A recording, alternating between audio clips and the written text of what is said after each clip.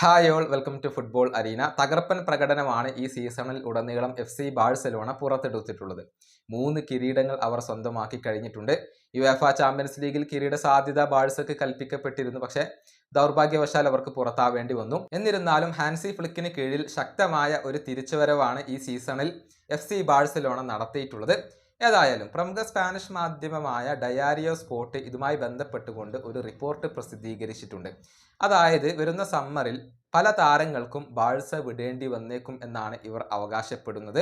9 താരങ്ങളുടെ ഒരു ലിസ്റ്റ് ഇവർ പ്രസിദ്ധീകരിച്ചിട്ടുണ്ട്. ആ 9 താരങ്ങൾ ഇവരൊക്കെയാണ്: Inaki Pena, Ronald Araujo, Hector Fort, Fermin Lopez, Gavi, Frenkie de Jong, Pablo Torre, Pau Victor, Ansu fatty.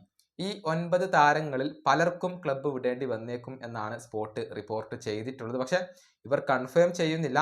കാരണം ഫ്ലിക്ക് പ്ലാനുകൾ മുഴുവനായിട്ടും തയ്യാറാക്കിയിട്ടില്ല. ഈ സീസണിന് ശേഷം അദ്ദേഹം പ്ലാനുകൾ തയ്യാറാക്കും. എന്നിട്ട് ആരൊക്കെ നിലനിർത്തണം, ആരൊക്കെ വിൽക്കണം എന്നുള്ളത് അദ്ദേഹം തീരുമാനിക്കും.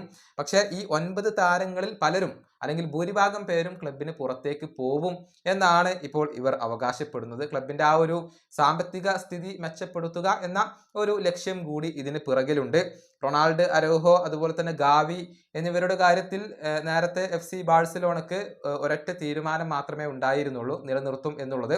പക്ഷേ ഇപ്പോഴാണ് അവർക്ക് സംശയങ്ങൾ വന്ന് തുടങ്ങിയിട്ടുള്ളത്. അരോഹോ, ഗാവി എന്നിവരെ ഈ ക്ലബ്ബ് കൈവിട്ടാലും അത്ഭുതപ്പെടേണ്ടതില്ല എന്നാണ് സ്പോർട്ട് പറയുന്നത്.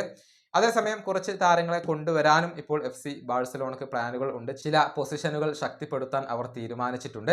ഏതായാലും ഫ്ലിക്കിന്റെ തീരുമാനങ്ങൾക്കനുസരിച്ച് തന്നെയായിരിക്കും ഡെക്കോ കാര്യങ്ങളെ നടപ്പിലാക്കുക. ഈ വീഡിയോ അവസാനിപ്പിക്കുന്നു. അടുത്തൊരു വീഡിയോ കൊണ്ടും കാണാം.